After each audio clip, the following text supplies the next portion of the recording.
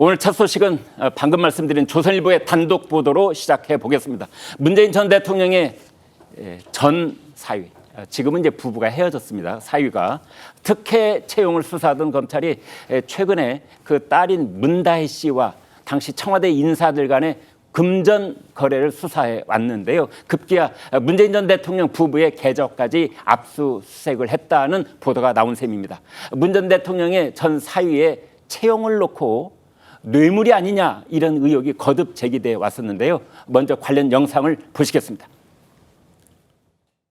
대통령 사위 서모 씨 취업하는데 영향력 행사한 적 없습니까? 그 대통령님 관련된 거 뭐 제가 여기서 말하는 얘기가 아닌 것 같고요. 개인적인 영향력 행사한 적이 없느냐 이거고요. 예, 없습니다. 예. 전혀 도와준 적 없고요. 예. 영향력 행사한 적이 없다 이거죠? 예. 확실합니까? 예. 문 대통령 사위가 타이 이스타제스에 취업했을 무렵 이상직 의원은 중소벤처기업진흥공단 이사장이 됐고 2년 뒤 그러니까 2020년 4월 총선에서는 전북 전주의 공천을 받아서 당선이 됐습니다. 자리를 얻기 위해서 뭔가 특혜 취업을 한 것, 이거 뇌물로 볼 수 있는 것 아니겠습니까? 그 사안에 대해서는 저희 전주지검에서 수사 중에 있는 사건입니다. 어떤 사건이든지 신속하게 수사해야 된다고 생각합니다. 네, 방금 영상에서 보신 그 대목, 이제 이상직 전 의원이 중소벤처기업진흥공단 이사장을 한 것이 2018년 3월, 그리고 문 전 대통령의 사위 서모 씨가 태국에 채용된 것이 그해 7월. 그러니까 한 서너 달 차이가 있는데 거의 같은 시기에 이루어졌다 이렇게 볼 수가 있는데요. 자, 구자룡 변호사님께요.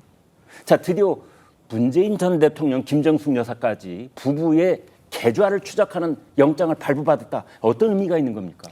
혐의가 문재인 대통령에 대해서 지금 있는지를 살펴보는 과정이다 이렇게 볼 수 있거든요. 네. 이걸 쉽게 이제 설명을 하자면 제가 예를 들어서 어떤 사람한테 1억 원의 채무가 있어요. 예. 그걸 누군가가 대신 갚아주면은 예. 저는 그 1억 원을 안 갚아도 되겠잖아요. 네. 그건 제가 직접 받은 것처럼 평가가 되거든요, 법적으로. 제 3자 뇌물 이렇게 되는 겁니다. 아닙니다. 그러니까 그걸 설명드리는 건데 네. 제3자가 그냥 받았으면은 제가 받은 게 아니잖아요. 예. 그때는 제가 부정한 청탁이라는 걸 들어줬어야만 성립이 돼요. 네. 근데 제가 갚아야 되는 걸 누군가 대신 갚아줘서 제가 지급을 면했다라고 하면 제가 받은 걸로 평가할 수 있잖아요. 네.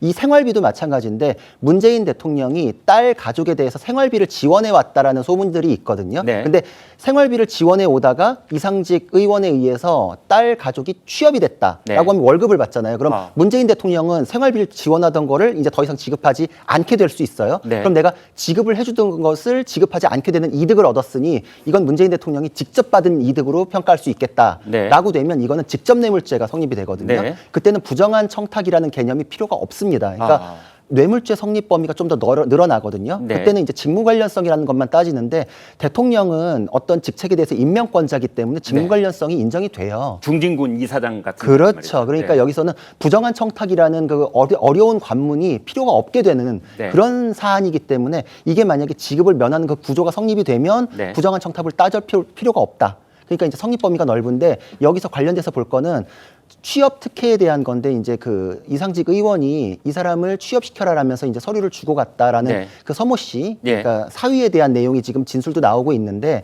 이스타항공이 이상직 의원이 지배하고 있을 때 직원들에 대해서도 특혜 채용을 해가지고 처벌을 받은 사례가 있어요. 그러니까 네. 그 와중에 이것도 같은 패턴 아니냐라는 것, 그리고 또 타이 이스타젯이라는 게 계열사로서 이상직 의원이 지배하던 거냐 아니냐라는 것에 논란이 있을 때 이상직 의원이 처음에 부정했었거든요.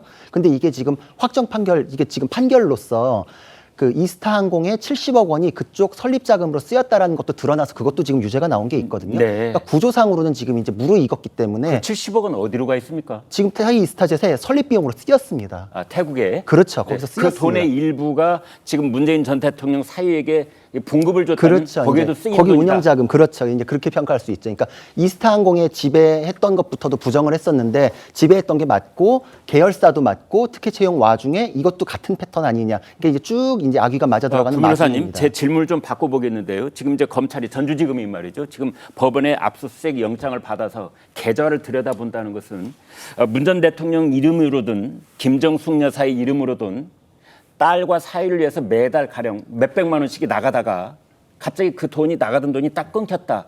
그러면 그때부터 타이 이스타젯에서 봉급을 받았다면 이게 다 관련이 있다고 보는 겁니까? 그렇죠. 지금 구조는 그게 맞습니다. 예를 들어서 있었던 사건을 한번 보면은 그 조민 씨 사건 있죠. 네. 그때 조국 전 장관이 그 등록금을 계속 대줬었어요. 네. 근데 장학금이 들어오니까 예. 그 등록금만큼에 대해서 지급을 면했잖아요. 네. 그건 이제 뇌물은 아니지만 김영란법 위반으로 유죄가 됐거든요. 네. 구조가 같습니다. 그러니까 그 부분이 성립되는지를 들여다보는 것입니다. 네.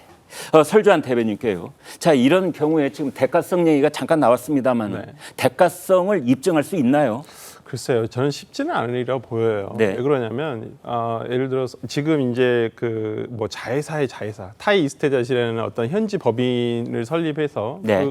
거기서 이 서모 씨라는 분이 그러니까 문재인 대통령이 전 사위가 일을 했다는 거 아니겠습니까? 네. 이제 뭐 그런 것도 실질을 따져봐야 되겠죠. 이 사람이 그냥 등록만 직원으로 등록만 해놓고 일을 하지 않았다라고 하면 그러면서 월급을 꾸준히 받아갔다라고 한다면 네. 어떤 뭐 좀 부정한 돈이 되겠죠. 이것은 정식적으로 근로의 대가가 아니지 않습니까? 네. 그렇게 된다면 어떤 이 부분의 실질을 좀 근로의 실질에 대해서 한번 따져봐야 될 것 같아요. 저도 네. 이제 이 부분은 수사의 결과로서 한번 지켜봐야 될 문제긴 합니다만은 만약에 이 사람이 뭐 거기에 관련해가지고 본인이 부여받은 직책을 관련해가지고 실질적으로 일을 한 부분이 있다. 물론 네. 그 일이 완성도에 있어서는 차이가 있을 수 있습니다. 우리가 일을 잘하는 직원이 있을 수 있고 일을 못하는 직원이 있을 수도 지금 있으니까요. 보도된 바로는 아무튼 그 사람이 항공사 근무 경험이 전무한데 채용된 건 또 전무라는 직급에 채용이 됐다. 이래서 뭐 전무 해가지고 또 이제 말들이 많았고 그렇습니다만은. 뭐 보통 이제 기업에서 예. 그 이제 뭐 시청자분들 아시는 분도 계실 것이고 모르시는 분도 계실 것인데 대관 업무라는 것도 있습니다. 네. 실제 우리나라 대기업 같은 경우에도 국회라든지 정부를 상대로 해서 대관 업무를 하는 직원들 대통령 사위가 대관 업무를 해요. 아니요. 대통령 사위라 해서 꼭 대관 업무를 하는 것은 아니지만은 네. 일반적으로 그런 대관 업무를 하는 분들을 많이 뽑습니다. 아, 그러니까 자기가 취직된 그 이 직장에 전문 지식이 없더라도 대관 업무는 할 수는 있다. 왜냐면 정부라든지 국회에 대한 전문 지식을 또 가지고 있고 네. 그 부분 관련한 과거 상임위 뭐 보좌관이라든지 비서관이라든지 이런 부분 했던 부분에 대해서는 있는데 제가 말씀드린 건 그 부분이 아니라 이 사위가 대관 업무를 했다는 뜻이 아니고. 아니 그 의미가 아니라 그러니까 네. 뭐 왜 전무로 이 사람을 그 전에 같은 동종 경험도 없는데 네. 직종의 경력도 없는데 뽑았냐 이 부분을 가지고 문제 삼을 수 있어요. 네. 그러면 그 부분을 채용 가지고 이게 불법이냐 이 자체만 두고 이를 전무로 채용을 한 가지고 불법이냐 이게 부당한 거냐 이건 또 따져봐야 될 그 사람이 문제거든요. 가령 항공 업무에 대해서 전문적인 지식이 있으면 뽑았겠지만 없는데 뽑았다면 대통령의 그 장인이 되는 대통령의 영향력을 은근히 기대했기 때문 아닌가요? 뭐 그게 그런- 합리적인 추정 아니겠습니까? 그러니까 그런 내심이 그런 기업에 특히 예. 뭐 이상직 의원한테 있었는지는 모르겠습니다. 네. 이제 그 부분은 이제 진술로서 아마 밝혀져야 될 것 같고요. 네. 뭐 누구나 저는 앵커께서 얘기하신 부분도 충분히 일리 있는 합리적인 의심이라고 생각합니다. 당연히 대통령 사위라는 대통령 가족을 채용함에 있어서 그러한 뭔가의 어떤 보이지 않는 어떤 영향력을 기대했을 수는 있다고 보지만은 지금 이 부분을 월급을 가지고 뇌물이다라고 하려면은 직접적인 어떤 연관성이 있어야 되거든요. 저는 네. 아직까지는 뭐 문재인 대통령에 대해서 어떤 이 타이 이스타젯의 어떤 이거 대가성이 인정되냐 안 되냐 여부는 조금 더 밝혀져야 될 문제라고 보고요. 하나만 네. 짚으면 대관 업무랑 빗대셨는데 지금 타이 스타젯이에요. 네. 태국에 있는 법인이잖아요. 아, 네. 그게 대한민국 대통령하고 대관이나 뭐 이런 식으로 아니, 제가 연결 말씀드린 아니 건 그러니까 그 뜻이 대관에 아니라 대한 얘기가 아니잖아요. 기대를 뭘 기대해서 태국에 있는 회사가 그 사위를 채용했겠냐 이거죠. 그건 태국 법인이잖아요. 아닙니다. 항공법인은 항공에 관련된 그런 국제적인 부분도 있고 그 항공에 관련된 것들은 우리나라 취향을 하게 되면 그건 국토교통부 소관이기도 해요. 그러니까 제가 네. 그걸 말씀드리는 거예요. 태국 법인이잖아요. 근데 만약 예를 들어서 국회 경험이 있다거나 본인이 그런 능력을 갖고 있으면은 그런 구조에 맞아 들어갈 수 있을 변호사님, 텐데 그런데 또 이런 생각도 듭니다. 만약에 이 지금 서모 씨라는 대통령의 사위가 태국 정부하고 뭐 만날 일이 있다 거의 고위 관리들을 이제 그 이스타 항공과 관련해서 말이죠. 그때 서로 명함 주고받으면서 제가 대한민국 대통령의 사위올시다. 이러면 태국 정부의 관리들이 자세가 달라지지 않겠어요? 글쎄요. 제가 그거는 뭐 태국 정부의 입장까지는 모르겠으나 그거를 가지고서 기업 활동을 한다는 것 자체가 본인의 능력이 아니거든요. 예. 결국은 자신의 그 이제 장인어른을 팔잖아요. 근데 그것이 만약에 정당했다면 이상직 의원이 내 회사라는 것도 부정하고 내 계열사라는 것도 부정하고 취업에 대해서 특혜가 시비가 있는 것도 부정하고 다 부정했었어요. 이제 와가지고는 정당에서 사업에 도움을 받을 수 있다라고 했으면 처음에 왜 부정했을까부터의 말이 설명이 안 된다고 생각을 합니다. 시청자 여러분, 저희가 지금 말씀드리고 있는 것은 이제 저희가 단정적으로는 절대 말할 수 없는 부분입니다. 지금 수사가 진행되고 있고요. 그다음에 그 관련자들이 이것을 인정한 부분이 전혀 없습니다. 그래서 다 추정으로 말씀드리는 바이고, 또 우리가 이제 합리적인 그런 의혹을 지금 꺼내놓고 토론을 하는 그런 과정, 이렇게 이해를 해주시면 감사하겠습니다.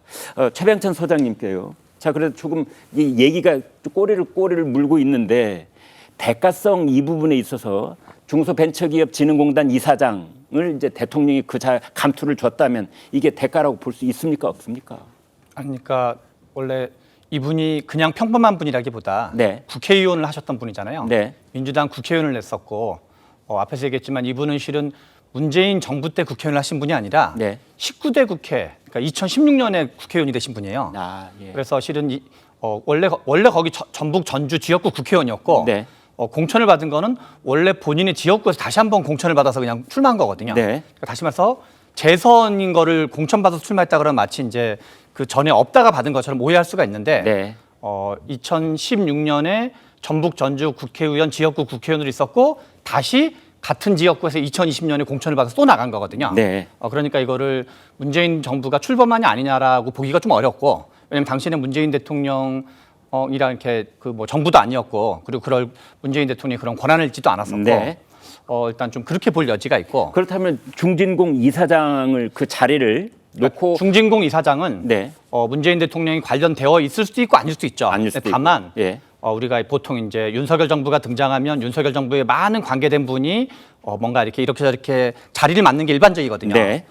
그리고 문재인 정부가 집권하면 문재인 정부 때 관여했던, 또는 민주당에 관여했던 전직 현직 국회의원들이 이러저런 자리를 맡는 거는 네. 이례적이라기보단 일반적인 걸로 봐야 되기 때문에 네. 그것 자체만 가지고 이 사건과 관련된 어떤 대가성이라고 보는 거는 입증돼야 될 게 훨씬 더 많다 그럴까요? 네. 그래서 민주당의 재선급 국회의원이 중진공 이사장을 맡는 건 제가 보기에는 좀 이례적이라 보기는 여러모로 어렵거든요. 역대 정부를 다 통틀어 보더라도. 네. 네. 그래서 이제 그런 점을 말해 대가성을 입증하기 위해서는 검찰이 더 열심히 일을 해야만 그게 가능할 것이다. 현재까지는 이런 상황을 저희가 여러분께 전달을 해드리는 그런 차원입니다. 검찰이 문다희 씨의 돈 거래를 의심하고 문 전 대통령 내외의 계좌까지 들여다보게 된 시발점, 이것은요, 문재인 정부 때인 2019년 6월 당시 곽상도 전 의원이 문재인 전 대통령의 사위의 특혜 채용 의혹을 제기하면서 시작이 된 겁니다. 당시 곽상도 전 의원과 이것을 반박했던 청와대 얘기를 들어보시겠습니다. 문 대통령 딸 가족이 해외 어디로 왜 갔는지, 대선 캠프 인사에게 자리를 챙겨준 대가로 사이의 해외 취직이 이루어진 것인지 추적한 자료를 추가로 공개하고자 합니다. 도대체 문다혜 씨 가족은 대통령 임기 중에 부동산도 처분하고 왜 해외로 이주한 것일까요? 대통령 가족은 현재 정상적인 경제 활동을 하고 있으며 현 경제 상황 관련이나 자녀 교육 목적을 위한 해외 이주가 아님을 분명히 밝힙니다. 불법, 탈법의 어떠한 근거도 없이 사생활 공개를 요구하는 것은 정치적 금도를 벗어난 일이며 대통령 가족의 안위를 위태롭게 하는 것입니다. 방금 영상에서 보신 저 내용은 5년 전 영상입니다. 그러니까 그 이후에 5년 동안 문다혜 씨와 관련해서 여러 가지 일들이 이제 보도가 되고 있었는데, 특히 청와대 그 안 식구들하고 뭐 이러저러한 이제 금전 거래가 있었다, 이게 계속해서 연이어 나오기도 했는데요. 호준석 대변인께요. 자, 결국은 그러한 문다혜 씨를 거쳐가거나 문다혜 씨에게 왔던 돈들, 이게 어디서 왔느냐, 이게 문제 아니겠습니까? 네, 그동안 이제 의혹이 제기됐었던 청와대, 당시 청와대 관련된 직원들, 네. 금전거래, 문다혜 씨와의 금전거래가 이미 3건 조사 대상입니다. 네, 춘추관장 했더니도 거기 이름이 오르내리더군요. 그렇습니다. 유승화 전 춘추관장인데요. 네. 유승화 전 춘추관장은 김정숙 여사를 수행했었던, 그러니까 원래 제2 부속실에 근무했었던 사람입니다. 네. 그래서 이제 쇼핑하고 할 때 현금을 갖고 가가지고 대신 결제하는 그런 역할을 맡았었다는 사람이에요. 네. 또 한 사람은 우리가 잘 그동안 많이 보도됐었던 김정숙 여사의 단골 디자이너의 딸. 네. 그런데 이제 총무 비서관실에 석연치 않게 취업됐다는 그때부터 이제 그 의혹이 있었던 그 딸이죠. 그다음에 이제 또 한 사람이 태국에서 경호를 맡았었던 청와대 경호처의 경호 요원입니다. 네. 이 사람한테는 문다혜 씨가 수천만 원을 이 사람한테 줘가지고 네. 이 사람이 본인의 한국 계좌에 입금을 했다가 또 그게 출금된 하. 그런 그것이 이제 전해졌었죠. 네. 조사가 됐었죠. 근데 그때쯤에 이제 그 문다혜 씨 부부가 서울에서 집을 샀다가 나중에 이제 차익을 봤다는 이제 그때거든요. 그러니까 네. 이제 의심받는 것인데. 자, 문제는 이 사람들이 이게 떳떳한 거라면 아무 문제가 없는 개인 간의 어떤 거래였다면은 그걸 진술해서 억울함을 풀어야 되는 게 일반인들의 상식이지 않습니까? 네. 그런데 공통점이 있습니다. 이 단골 디자이너의 딸은 소환에 계속 불응했고요. 응하지 네. 않았습니다. 그다음에 이제 유소아 전 춘추관장은 진술을 거부했습니다. 검찰 네. 가서. 그러니까 의심할 수밖에 없는 것이죠. 저는 이게 왜 검찰이 이렇게 수사를 늦게 하느냐, 그다음에 이게 무슨 정치적으로 윤석열 정부에 도움이 되겠느냐라는 지적은 정치적으로 보면 타당한 면이 있다고 생각합니다. 그러나 국민들의 사회 정의의 관념 그리고 법치주의 이런 관점에서 보면 어떻게 이것을 없던 일처럼 이렇게 넘어갈 수가 있겠습니까? 지금이라도 수사에서 밝힐 것은 밝혀야 된다고 생각하고요. 그리고 좀 전에 말씀하신 것 중에 한 가지 이제 바로잡을 것은 이상직 전 의원은요. 2016년에는 공천을 받지 못했습니다. 아, 예. 네, 그 전에 국회의원 했었고요. 네. 2016년 못 받았었는데 2020년에 공천을 받았고 그 과정에서 2016년에 자신의 경쟁자가 또다시 공천 경쟁을 했는데 석연치 않게 그 경쟁자는 초기에 컷오프 돼 버렸고 이분이 이제 공천을 받아 국회의원이 된 거예요. 그러니까 이제 국민들이 의심하는 것입니다. 그러니까 이상직 의원이 재선을 했는데 연달아서 한 것이 아니라 네, 이제 네. 공백기가 있었다. 그렇습니다. 그리고 다시 기회를 잡은 것은 문재인 정부 들어서다. 그렇습니다. 네. 자, 그러면 자연스럽게 관심이 쏠리는 것이 문 전 대통령과 이상직 전 의원의 관계입니다. 과거 이스타항공 관계자는 이상직 전 의원이 문 전 대통령 부부와의 친분을 과시하고 다녔다. 이런 이야기를 하기도 했는데요. 관련 얘기 들어보시겠습니다. 이상직 의원은 이미 문 대통령이 당선 전부터 친분이 돼 있었어요. 후보가 선출 안 되고 했을 때 우리가 큰 행사를 한 게 전라도였어요. 어마어마한 대성을 했잖아요. 그 이상직 의원이 다 한 거예요. 그때 문재인 대통령이 너무 기분이 좋았어요. 문 대통령하고 사모님하고는 늘 전화도 할 수 있고 가까운 사람이라고 하고 그런 걸 굉장히 과시하고 다녔죠. 네, 최 소장님. 네. 이제 저런 경우에 말이죠. 대통령이 관계되어 있을 경우에 진짜로 사이가 가까웠을 수도 있고 아니면 호가호위했을 수도 있고 그렇지 않습니까? 앞에서 우리 호준석 대변인 말씀한 거 관련해서 얘기하면 네. 2000 저 공천 문제요? 예. 네네. 이거 연결돼 가지고 이제 말씀드리면 네. 2000 그러니까 제가 회기는 약간 착각을 했지만 2012년 전북 전주 지역구 국회의원이었고 예. 그런데 2016년에 김종인 비대위가 들어온 다음에 떨어졌고 네. 그때는 여차저차 안 됐고 그리고 이제 2020년에 같은 지역구에서 이번에 다시 된 거거든요. 네. 그래서 이게 어떤 우리가 다른 지역에 있거나 비례대표가 지역구를 갖거나 그런 게 아니라 네. 같은 지역구에서 한 번 국회의원 했던 분이 한 번 안 됐다가 한 번 다시 하는 거 자체고 네. 이런 상황을 어떤 특혜로 보거나 아니면 대가성으로 보는 거는 이 자체만으로는 제가 보기엔 거리가 좀 멀다. 그러니까 검찰에서 증거를 더 내놓아야 된다. 그렇죠. 이런 그런 뜻이죠. 얘기 하나가 있고 네. 두 번째는 문재인 대통령이 민주당 대표를 하셨었잖아요. 네. 한 2015년경으로 제가 2014년 15년으로 기억을 하는데 그러면 그때가 현직 국회의원이었어요. 네. 당시 이상직 의원이. 네. 당시 그러니까 문재인 대통령이 민주당 대표를 할 때 대표 한 분은 대표 신분이고 한 분은 현직 국회의원 신분이면 네. 당연히 대표 2년을 하면 네. 2년을 다 채우진 못했었지만 그러면 당연히 이렇게 서로 알게 되는 건 너무 당연한 거거든요. 네.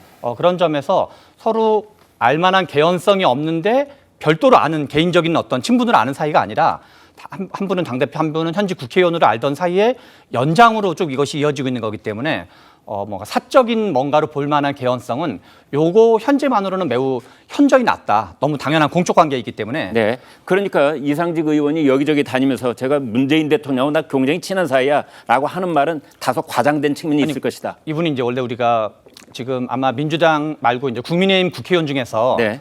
어지간한 분은 다 윤석열 대통령과 친한 것 같거든요.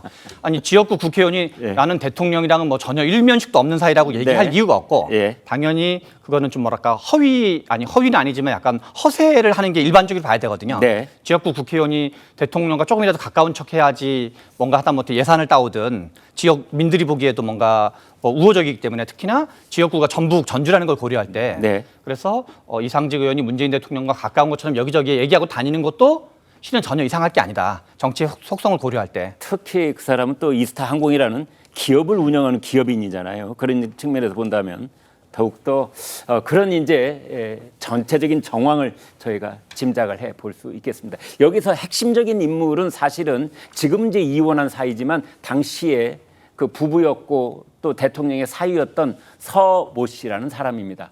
이 사람이 사실은 검찰에 3번이나 소환돼서 조사를 받았습니다.